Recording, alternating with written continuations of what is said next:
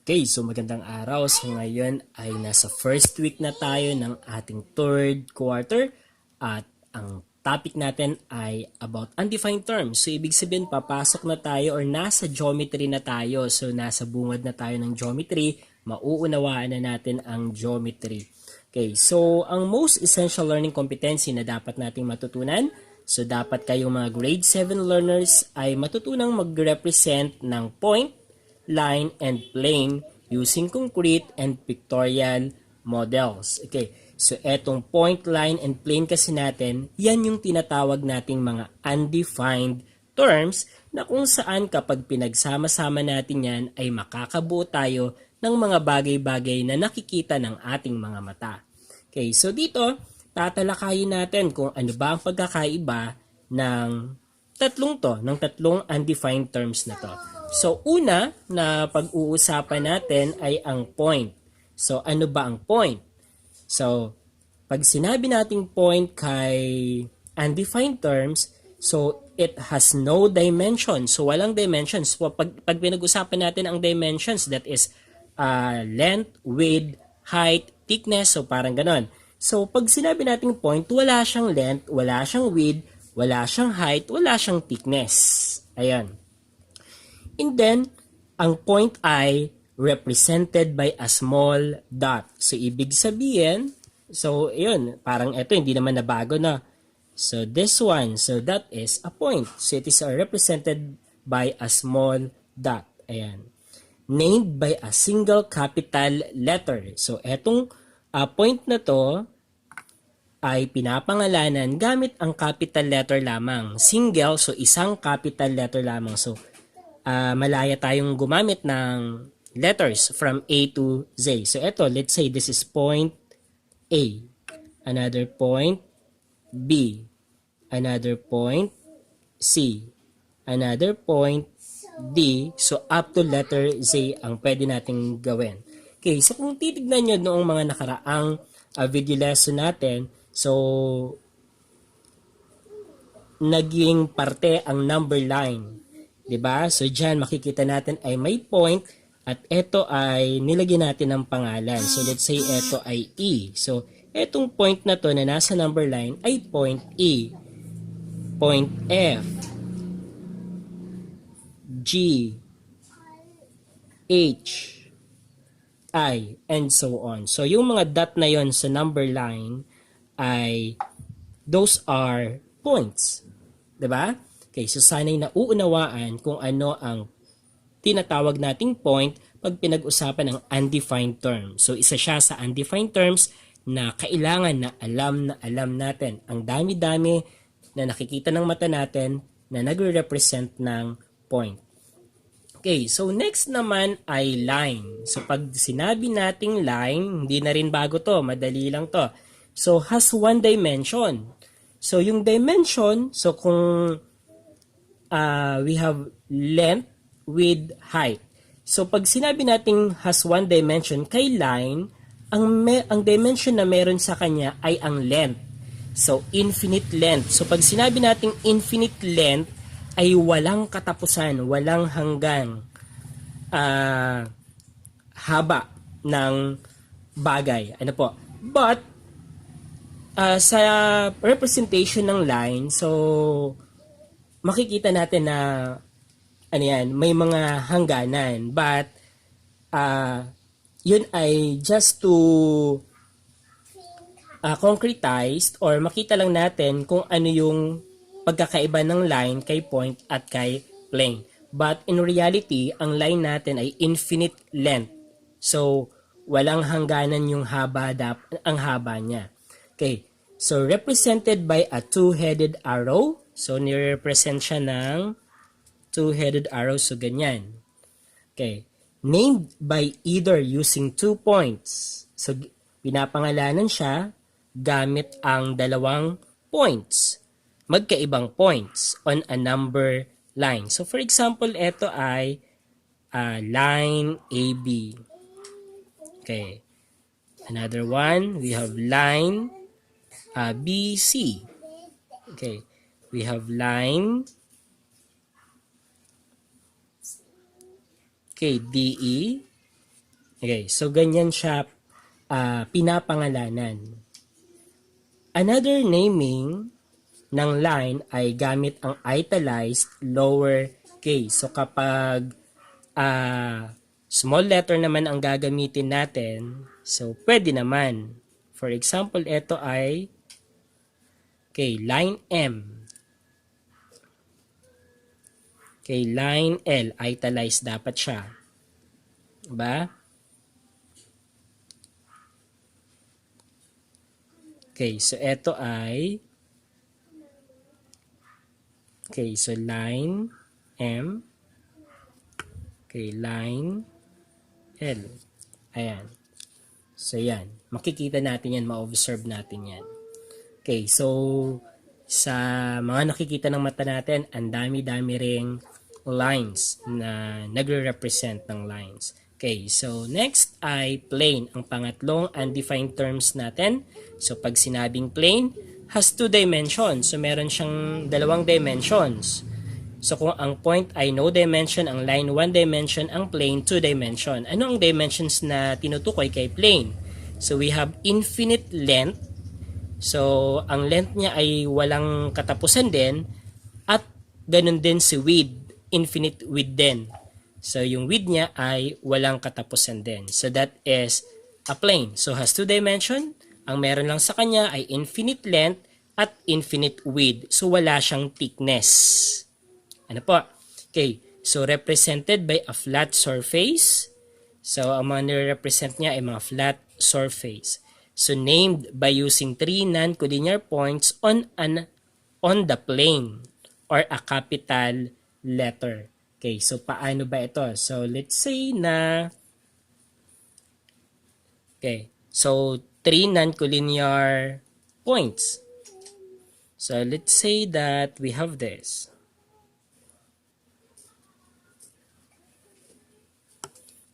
So we have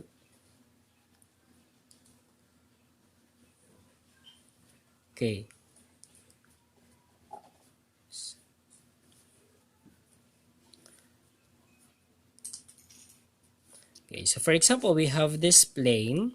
So ito ay mapapangalanan natin as plane.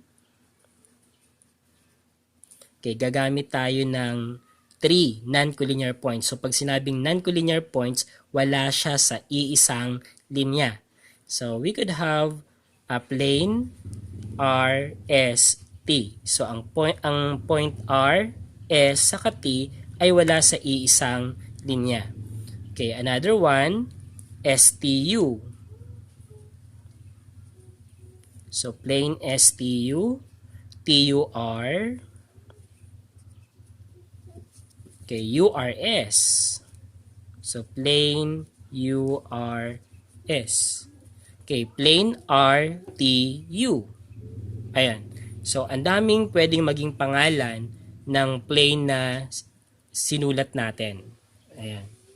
So gagamit tayo ng tatlong capital letters na non-collinear. So non-collinear dapat yon. Non-collinear points dapat yon. Another one ay pwede rin naman siyang pangalanan. So for example, ito ay may nakalagay dito na M. So pwede siyang plane M. So pwede siyang pangalanan ng isang capital letter lamang. So gaya niyan. So that is plane M. Ngayon naman ay dako tayo sa activity para malaman natin or ma-figure out natin ang pagkakaiba ng line, ng plane, at ng point. So titingin tayo sa paligid natin at eto commonly ang nakikita natin sa mga paligid natin. So dito ay i-underline natin ang mga bagay na nagre-represent ng point. So kapag point ay underline, box kapag line, and then circle naman kapag plane. So dito muna tayo, underline the things that represent point. So point, point, point.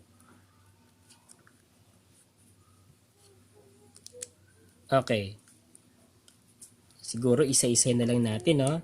So ang tiles natin, so that is plane. So circle for plane.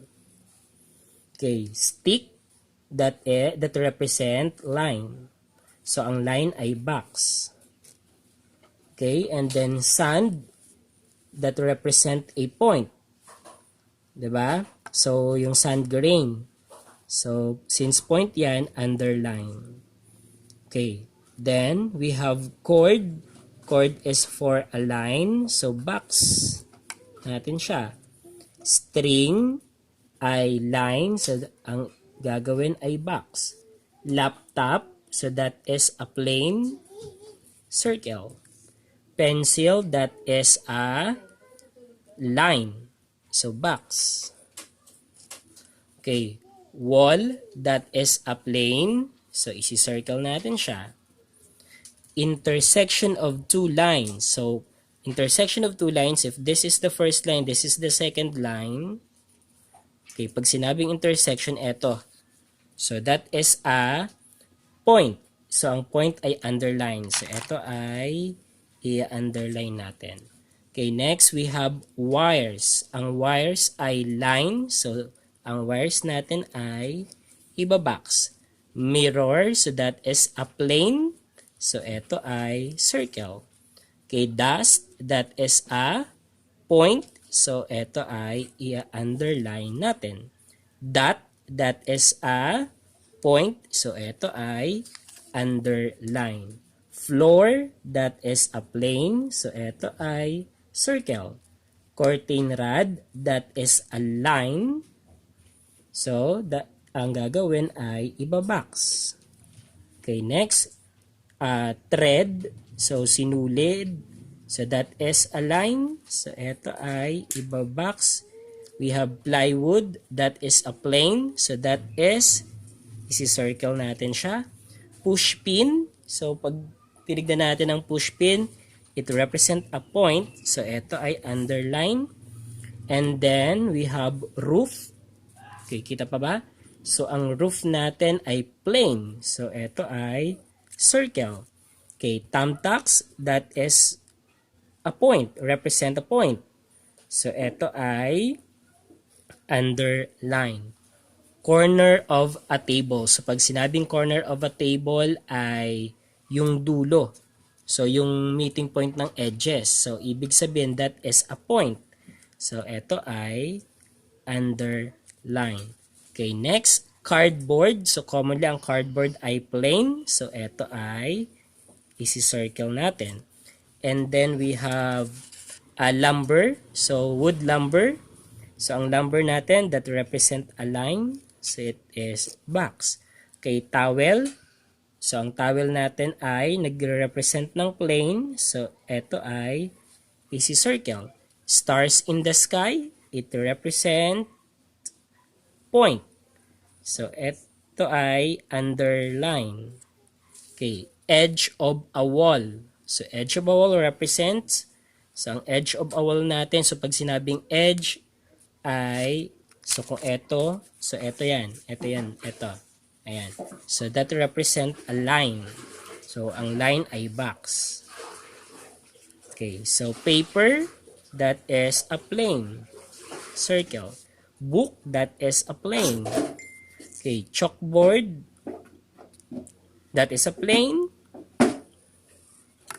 Okay, ball pen, so commonly that is line.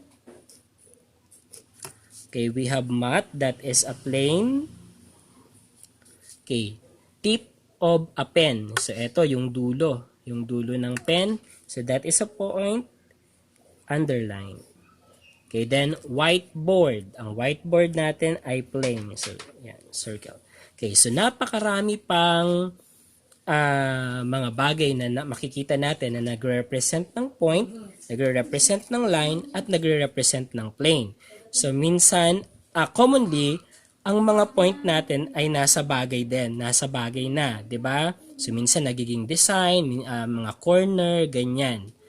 And then pag sinabi nating line, mga edge ng mga bagay, so it represents a line, 'di ba? Mga design, 'di ba? Mga naging line doon sa design. So lines, iyon. And then mga plane naman, commonly yung mga surfaces ng mga bagay-bagay na nakikita natin. So those are plane. So sana'y nauunawaan natin ang pagkakaiba ng tatlong undefined terms sa geometry at sana ay naunawaan natin ito. At take note na eto kapag pinagsama-sama ay nakakabuo or makakabuo tayo ng mga bagay. Kaya siya undefined terms. Okay, second part naman ng first week, third quarter natin ay ang subsets of a line. So pag sinabi natin subsets of a line, so parang part siya ng linya. So dito, we have a line here. So yan, we have line at pwede siyang pangalanan na line EF, line FG, line GH, line EG, line EH. So maraming pwedeng maging pangalan ng line na ito. So take note na kapag pinangalanan ang line, gagamit tayo ng dalawang points na nandun sa line na yon. At sa pagpangalan naman ng points, capital letter ang ginagamit. Ayan. So we have that line. Okay. So pag sinabi nating subset of a line, so tignan nyo to. Kailangan ko ng dalawang pantakip. Okay. So, galing sa line na to na nakikita natin, tatakpan ko tong part na to at tatakpan ko tong part na to. Okay. So, etong part na to ay isang segment. So, that is segment EF or segment FE. And then, pag in-extend ko pa, ito ay isang segment pa din. So, that is segment EG or segment GE. And then, pag in-extend ko pa, that is segment EH or segment HE. Ito pag iniksian ko, segment FH or FH. Segment GH or HG. So yan. So yung part na yan ay tinatawag nating segment. So part siya ng line or subset siya ng line. Okay. So pag sinabi nating segment, so this is a subset of a line, so parte ng line, consisting of two endpoints. So two endpoints, kaya kanina tinakpan ko to, at kaya kanina ay, so tinakpan ko to, ibig sabihin nagkaroon ng endpoint. Ang endpoints niya ay point E saka point F. Ayan. So yan yung two endpoints na sinasabi. And all the points between them. So etong part na to, mga points din yan na nandun sa segment EF na nandun din sa line natin. So, mga points din yan. Kaso, hindi lang distinct or hindi lang natin napangalanan. Ano po? Okay. And all the points between them. Okay, so, named using the endpoint. So, pinapangalanan ang segment gamit ang dalawang endpoints niya. So, eto, ang endpoints ay point E saka point F. Kaya ang pangalan ng segment na to or line segment na to ay segment EF or segment FE. So kanina, nabanggit ko na iyon. Okay. So isulat natin yung mga...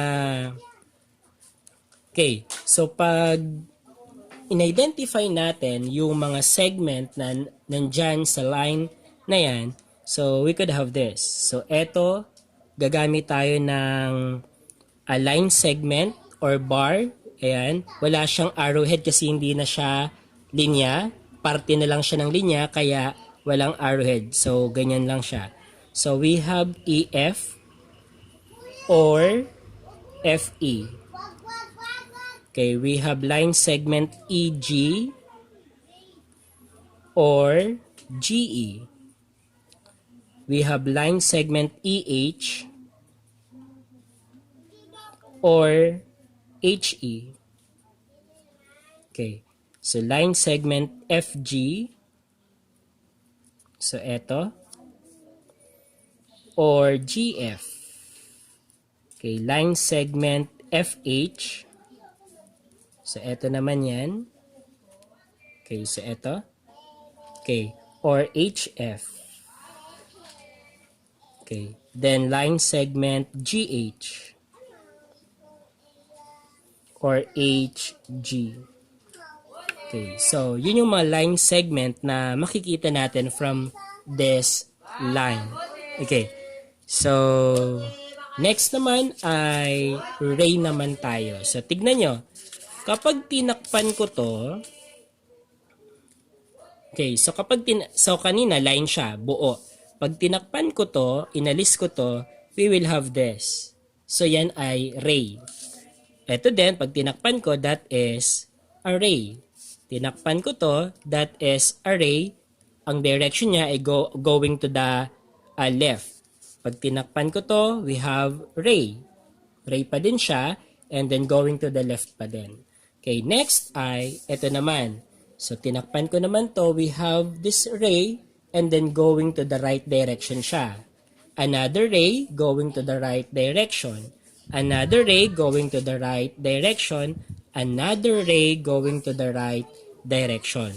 So, ano ba ang ray? So, pag sinabi nating ray, so this is a subset of a line. So, part pa rin siya ng line consisting of an endpoint and the infinite set of points on one direction of the endpoint. So, let's say, so eto, tinakpan ko to, di ba?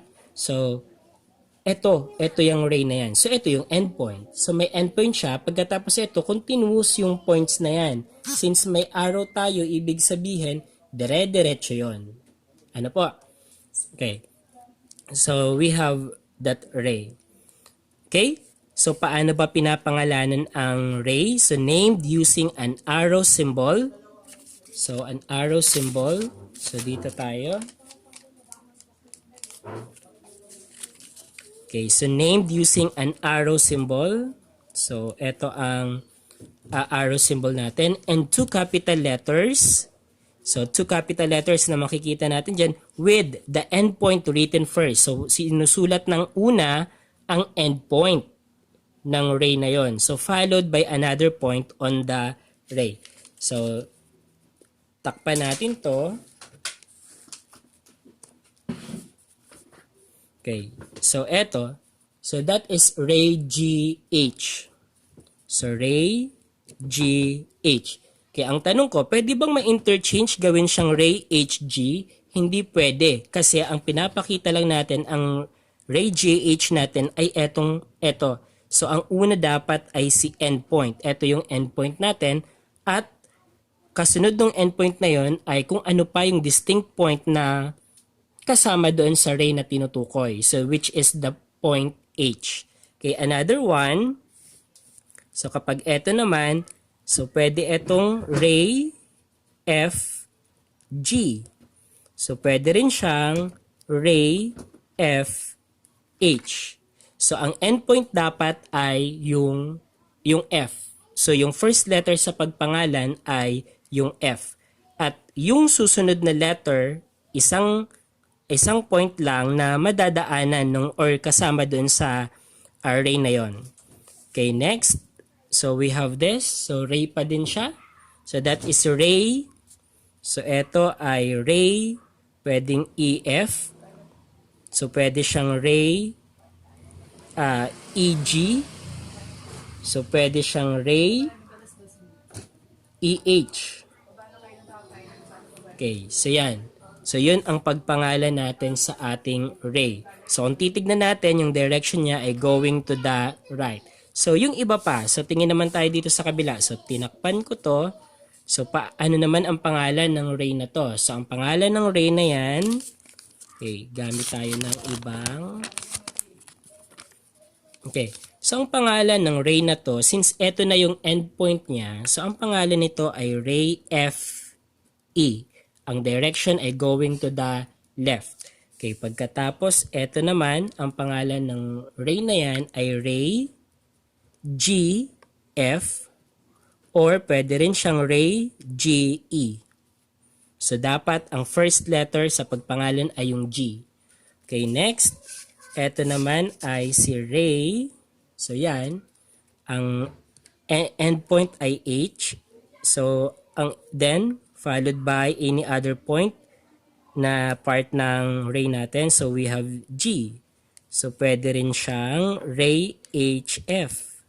Pwede rin siyang ray HE. Ayan. So, yan yung mga rays na nakita natin dito sa example natin.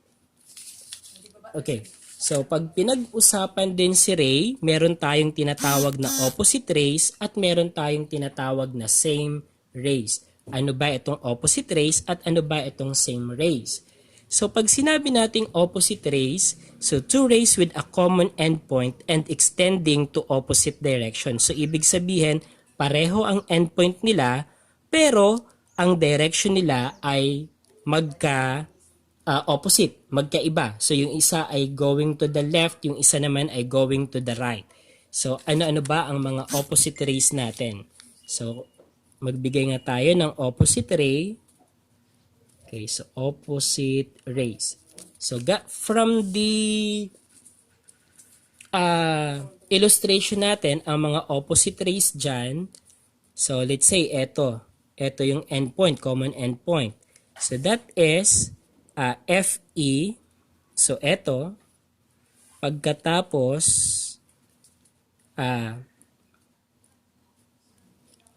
so ray FE, so tatakpan ko. So ito, so that ray FE, pagkatapos si ray FG, so ibig sabihin etong part naman na to ay opposite rays. So etong si FG, so pwede siyang, so ito ay or FH. Ayan. So ito saka ito ay opposite ray. Okay, kung ang endpoint naman natin ay si G, so for example ito, opposite ray din si GH at yung opposite ay ito, so GF. Si GF pwede rin siyang GE. Ayan. So ray GH and ray GF are opposite rays, and then ray GH and ray GE opposite rays din. Okay, so yun yung opposite ray natin. So common ang endpoint nila. Ayan, common ang endpoint nila. And then going to opposite direction, yung dalawang rays na yon. Ayan. So next ay same rays. So pag same rays naman, two rays with the same endpoint and extending to the same direction. So ang mga halimbawa ng same rays natin ay ito. So yan. So yan. So i-figure out natin. So same rays.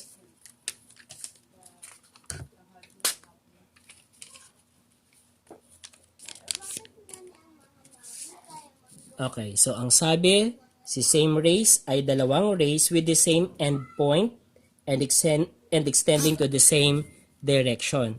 So same rays. Ano-ano ba ang mga same rays dito? So for example ay,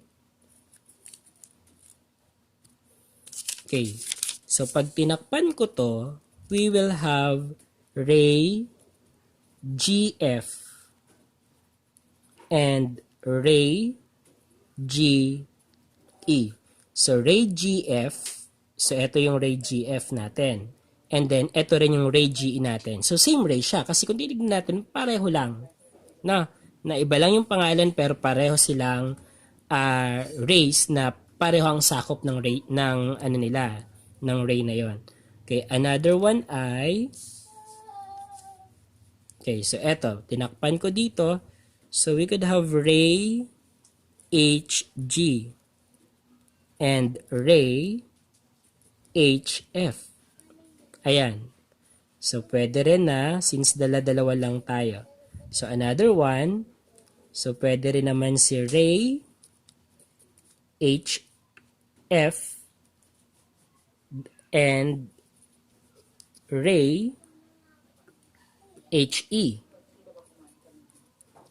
Ayan, so same ray din yan. Okay, another one ay pag dito naman tayo, so we have, dito, kapag dito tayo, so we could have ray FG and ray FH. Okay, same ray yan. Okay, So, sana ay nasusundan yung discussion natin about same rate. Okay, next naman ay pangatlong subset ng line ay half line. Ano ba ang half line? So, subset of a line that also extend in one direction from a point which is not included. So, ibig sabihin, for example, okay, so ang example natin kay half line, kasi sabi dito ay, so, hindi kasama yung isang point. Ano po? So, for example, ito, hindi kasama yung H. So, for example nito ay, so, ganyan. So, ito, hollow circle siya kasi hindi kasama etong point na to.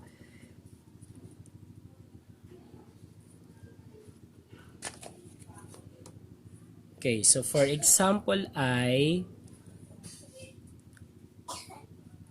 half line GH. So, yung point G ay hindi kasama, kaya hollow siya. And then, half line